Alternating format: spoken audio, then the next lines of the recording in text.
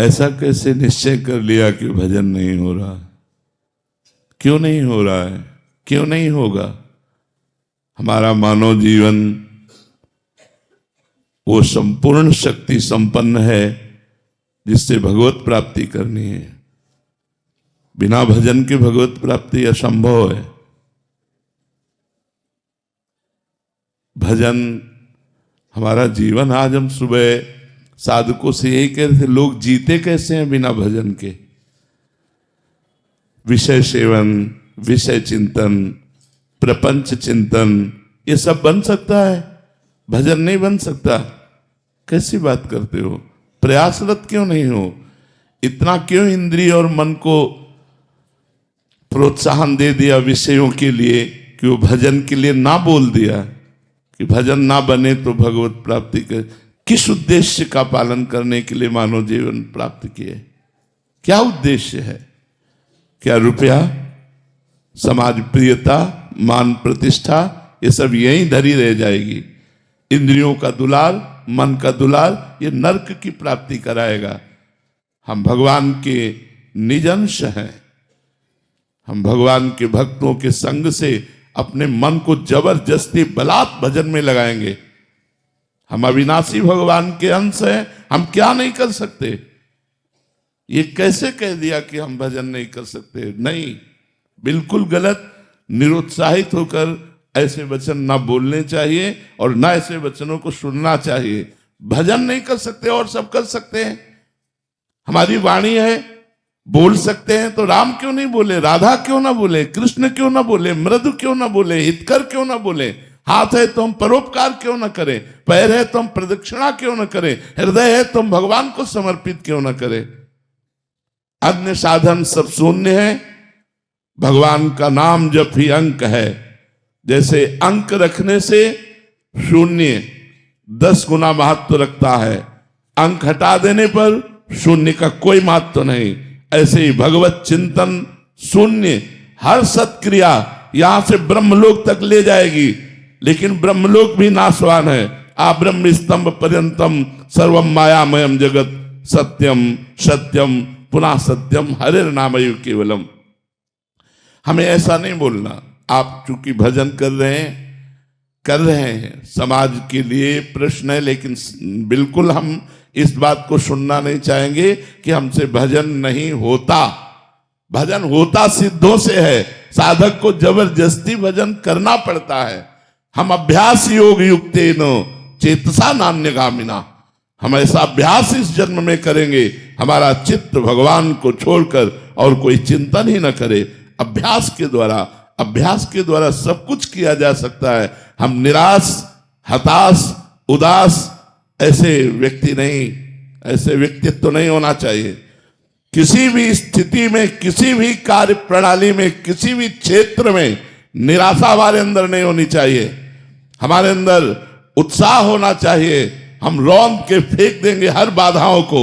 हम भगवान के बच्चा हैं, हम अविनाशी परमात्मा के अंश हैं। ऐसा नहीं है कि हम इंद्रियों की विलासिता और मन की भोग विलासिता में ऐसा बोल पड़े कि हमसे भजन होता ही नहीं, भजन के बिना नहीं। भगवान की प्राप्ति के लिए सुलभ मार्ग भजन है। भगवान का जितना चिंतन किया जाएगा उतना ही हम माया से हटकर भगवान के समीप होते जाएंगे। अनन्य चेता सततम यो माम स्मृति नित्य सा तस्याहम सुलभा पार्थ। भगवान उसके लिए सुलभ होते हैं जो नित्य निरंतर भगवान का चिंतन करता है। अपने चित्त को भगवान के चरणों में लगाने में परेशानी क्या है? जब युद्ध जैसा कार्य भगवान का चिंतन करते हो सकता है, तो कौन सा ऐसा कार्य है जो भगवान का चिंतन करते ना हो? हम मुख में भगवान का नाम स्मरण कर रहे हैं मधुर मधुर, और शरीर से हम चेष्टाएं कर रहे हैं, कर्म कर रहे हैं, और वो कर्म भगवान को अर्पित कर रहे हैं। हम नित्य प्रतिक्षण भगवान के नजदीक पहुंच रहे हैं। भगवान का विस्मरण करके केवल धन संपत्ति और भोगों की चाह में भटकना, ये तो दिव्य मनुष्य जीवन को व्यर्थ नष्ट कर देना है।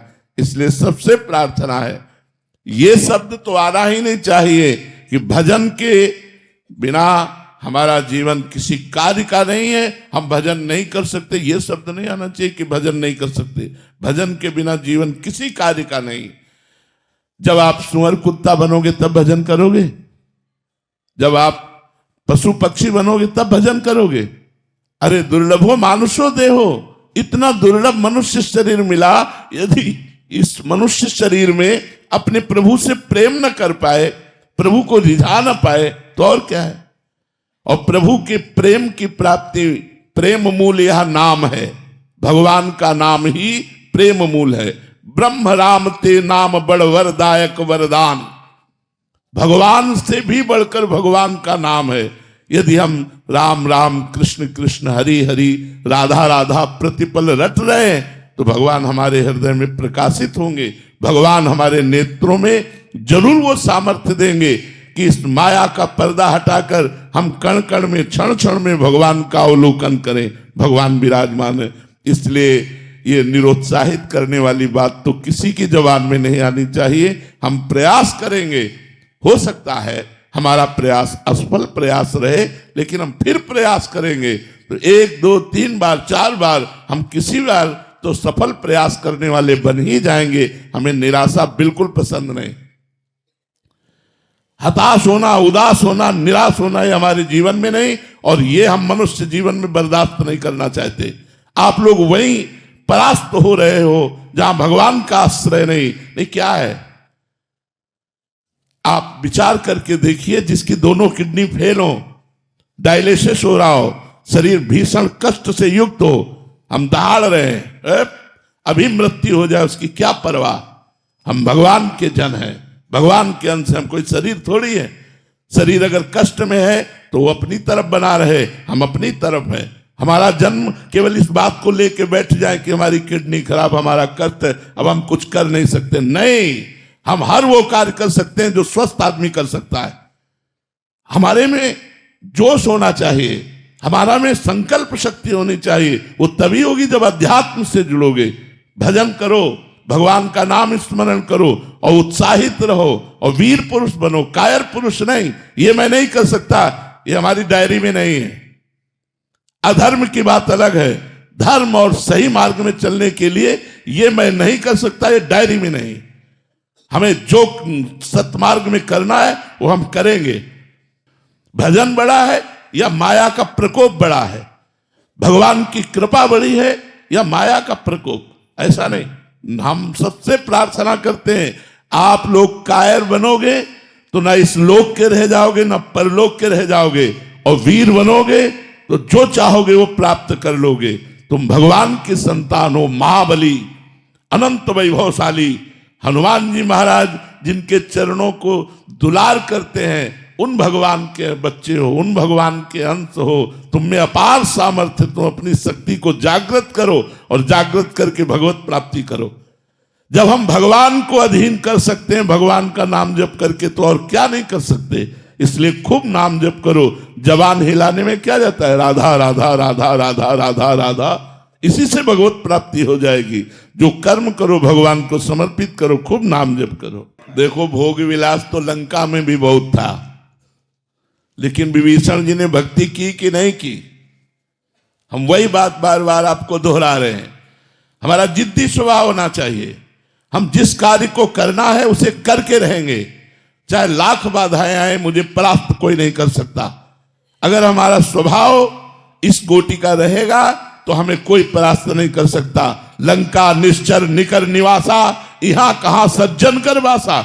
जहां एक भी सज्जन पुरुष नहीं, घोर राक्षसी प्रवृत्ति का तांडव हो रहा है, वहां विभीषण जी ने वो भक्ति की कि भगवान कह रहे, तुम सारी के संत प्रिय मोरे, धरो देह नहीं आन निहोरे। तुम्हारे जैसे संतों के लिए मैं अवतार धारण करता हूं। जब लंका जैसे क्षेत्र में भक्ति का विस्तार विभीषण जी ने अपने हृदय में कर लिया, तो हम चाहे अमेरिका में हो, चाहे हॉलैंड में हो, चाहे इंग्लैंड में, कहीं भी हो, जब हम नहीं बदलने वाले तो हमें कोई नहीं बदल सकता। हम मांस नहीं खाना चाहते, कोई नहीं खवा सकता। हम मदिरा नहीं पीना चाहते, कोई नहीं पिला सकता। हम व्यभिचार नहीं करना चाहते, कोई नहीं करा। और अगर हम करना चाहते हैं तो भारत में क्या वृंदावन में करोगे? क्या नहीं है यहाँ? अगर भगवान है तो सब कुछ है। यहाँ भगवान भी है तो सब कुछ है। अगर हम भजन ना करना चाहें तो वृंदावन में भी भजन नहीं होगा, और भजन करना चाहे तो अमेरिका में, इंग्लैंड में, हॉलैंड में, जहां भी हो तुम सब जगह भजन कर सकते हो, क्योंकि आपको भजन करना है। हम एक ही मेज में बैठे हैं, दूसरा कुछ खा रहा है, हमें जो पसंद है वो हम पा रहे हैं, राधा राधा राधा, उसका प्रभाव हमारे ऊपर थोड़ी पड़ जाएगा। एक ही ऑफिस में काम कर रहे हैं, दूसरा अपनी चाल चल रहा है, हम अपनी चाल चल रहे हैं, क्या फर्क पड़ता है। इसलिए ये बात रख कर कि हम विदेश में विषय बाहुल्यता होने के कारण भजन में हम गति नहीं कर पा रहे, ऐसी बात गलत है। बहुत से ऐसे भक्त हैं जो हम आपको बता सकते हैं, हमारे ही परिचय के हैं। एक तो ऐसे गृहस्थ हैं जो 30-35 वर्ष की अवस्था है, रुपया पैसा सब वैभव, और उन्होंने वृंदावन में संकल्प किया आजीवन ब्रह्मचर्य से रहूंगा, कभी कोई व्यसन नहीं करूंगा, कभी कोई गंदा भोजन नहीं करूंगा, और नियमित अष्टयाम सेवा अमेरिका में रह के कर रहे हैं। वो हर हफ्ते 10 दिन में भेजते रहते हैं इन लोगों के पास कि हमारे ये दिनचर्या चल रही, कोई त्रुटि तो नहीं हो रही, रंग बिहार इनके पास भेजते रहते। तो हम ये देख रहे हैं कि जैसी वृंदावन में भावनात्मक सेवा, ऐसी वो अमेरिका में कर रहे हैं। और अब जब आते हैं बड़े दैन्यता से रहते हैं, यहाँ साधारण अचला लगाया, साधारण कपड़ा पहनते हैं। तो हम अपनी रहनी से रहे।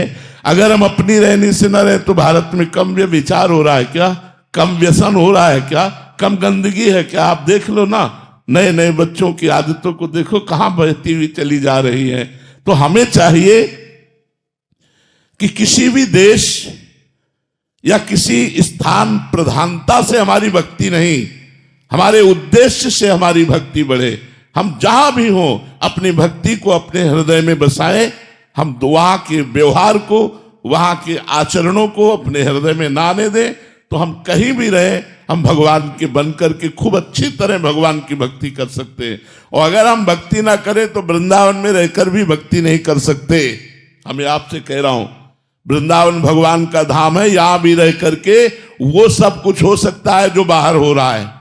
और अगर भक्ति करना चाहो तो बाहर में भी कर सकते हो, वो सब कुछ कर सकते हो जो वृंदावन में भक्त जन कर रहे हैं, वही आप कर सकते हो। युगल सरकार विराजमान करके उनको मंगला, उनको राजभोग, उनकी आरती, उनकी चरण सेवा, उनके पद सुनाना, नाम जप करना, भगवान के भक्तों के चरित्र पढ़ना, क्या नहीं कर सकते हो। तो इसलिए हमें ये भी बात पसंद नहीं कि हम किसी देश का हवाला दे करके अपने जीवन को व्यर्थ जाने दें। नहीं, हमारा उद्देश्य मजबूत है तो हम चाहे जिस देश में रहे, चाहे जिस प्रांत में रहे, चाहे जिस जगह में रहे, हमारी भक्ति में कोई असर आने वाला नहीं। अगर हमारा उद्देश्य सही नहीं है तो भक्ति क्षेत्र जहां भक्ति नृत्य कर रही, वृंदावन में भी भक्ति नहीं कर सकते। उद्देश्य ठीक होना चाहिए हमारा। हमारे ऊपर भगवान की कृपा हुई है तब हम भक्ति मार्ग में कदम रखा है। अतिशय कृपा राम की हुई, पाव देह या मार्ग सोई। तो फिर अहंकार क्यों आप थोड़ी कर रहे हैं। भगवान आपके ऊपर कृपा करके आपको भक्ति का मार्ग दिया, भक्ति करने की शक्ति दी, भगवान का नाम कृपा करके आपकी जिह्वा पर चल रहा है, तो अहंकार क्यों। अविवेक के कारण अहंकार बढ़ता नहीं, तो विवेक धारण करो तो अहंकार किस बात का। हम क्या कर सकते हैं, हमें जो पावर है वो भगवान का दिया हुआ है, तो हम व्यर्थ में अहंकार क्यों करें। हमें जो सत्मार्ग मिला है भगवान का दिया हुआ है, हम जो भक्ति कर रहे हैं भगवान के द्वारा दी हुई कर रहे हैं, हमारे ऊपर भगवान की असीम कृपा है, ये सोचना चाहिए। अहंकार करने की जरूरत क्या है। अहंकार से तो पतन हो जाएगा।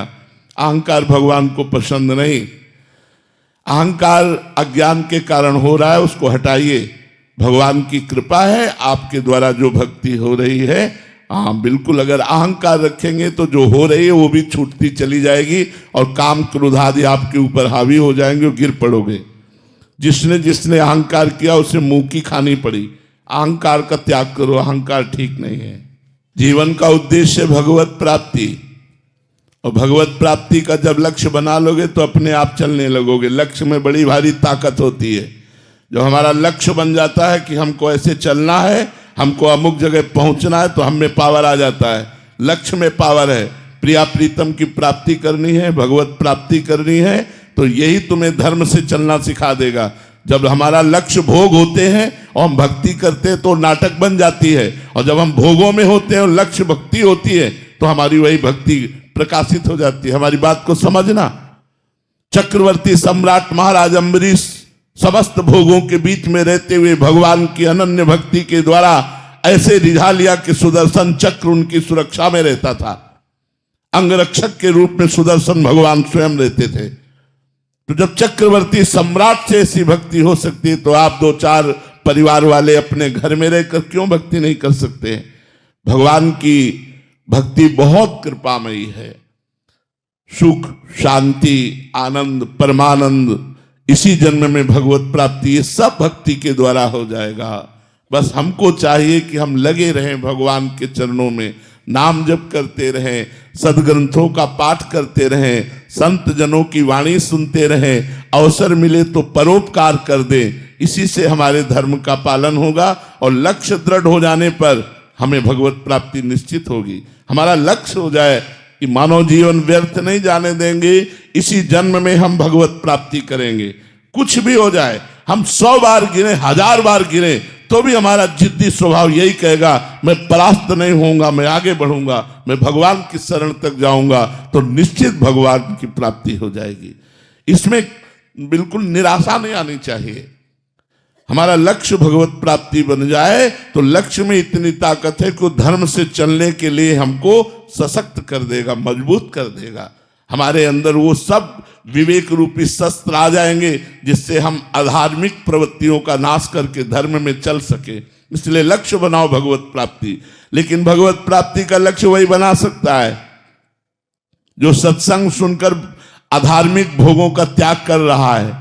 जो अधार्मिक भोगों को भोगता है वो केवल मनोरंजन में ऐसा बोलता है मैं भगवत प्राप्ति करना चाहता हूं, वो कर ही नहीं सकता, वो अंदर सोच ही नहीं सकता।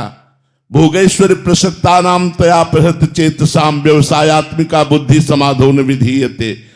भोग और ईश्वर में जिसका चित्त अपहृत हो चुका है वो संकल्प ही नहीं कर पाता कि इस जन्म में मुझे भगवत प्राप्ति करनी है।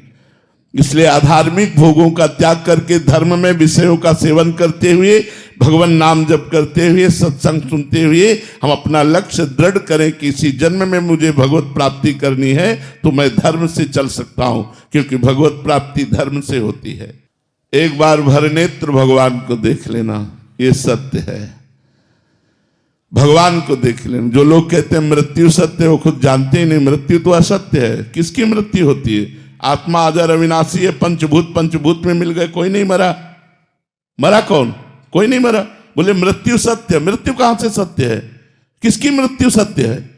आत्मा तो अविनाशी अजर अमर है, उसे कभी मरना नहीं होता। और पंचभूतों में मिल गए तो मृत्यु किसकी हुई? किसी की नहीं।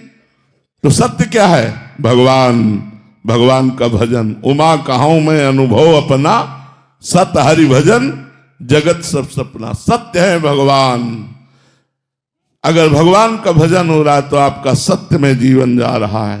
अगर भगवान से विमुख हो तो भोग में जीवन, नरक में जीवन है, मृत जीवन है। मृत जीवन जिन हरि भगति हृदय नहीं आनी, जीवित सब समान ते प्राणी। वो मुर्दे के समान जिंदा माना जाता है जिसके हृदय में भगवान का स्मरण नहीं चलता, भगवान नाम जप नहीं हो रहा हो। व्यर्थ जीवन है। मरोगे तो क्या लाद के ले जाओगे? बिल्डिंग, बैंक बैलेंस, परिवार, रिश्तेदार, नातेदार, तुम्हारा शरीर भी यहीं भस्म हो जाएगा। 4 दिन की चांदनी देखो, 40 वर्ष व्यतीत हो गए, 50 वर्ष व्यतीत हो गए, पता नहीं चला। अब पता नहीं कितनी श्वासें हैं, उनमें भी कौन सा रोग आने वाला है। कैंसर आ जाए, क्या आ जाए, क्या परेशानी आ जाए, और उस समय भगवान का भजन कर पाएंगे क्या? अभ्यास नहीं किया स्वस्थ में रहकर भजन करने का, तो अस्वस्थ अवस्था में फिर भजन नहीं होता। इसलिए यावत स्वस्थ मिदम कलेवरम यावत च दूरे जरा। जब तक तुम्हारा शरीर स्वस्थ है, बुढ़ापा दूर है, भजन करके भगवान की प्राप्ति कर लो। नहीं तो फिर अगर इस जन्म को व्यर्थ में नष्ट कर दिया तो अगला जन्म पता नहीं, नाली का कीड़ा बने, भूत बने, प्रेत बने, क्या बने, कुछ भरोसा नहीं हमारे कर्मों का। जब इतना बड़ा महात्मा एक हिरन के चिंतन में अगला जन्म हिरन का पा सकता है, तो हम लोग सुअर कुत्ता बन जाए तो कौन सी बड़ी बात है। इसलिए होश में निरंतर भगवान का स्मरण करते हुए ये बात समझ लो कि हर श्वास, हर मिनट, हर घंटा, हर प्रहर, हर दिन, हर मास हर वर्ष वही सत्य है जिसमें भजन किया गया, भगवान से चित्त को जोड़ा गया। और अगर भजन नहीं किया गया तो हर श्वास व्यर्थ जा रही है, हमारा समय व्यर्थ जा रहा है। इसलिए सत्य है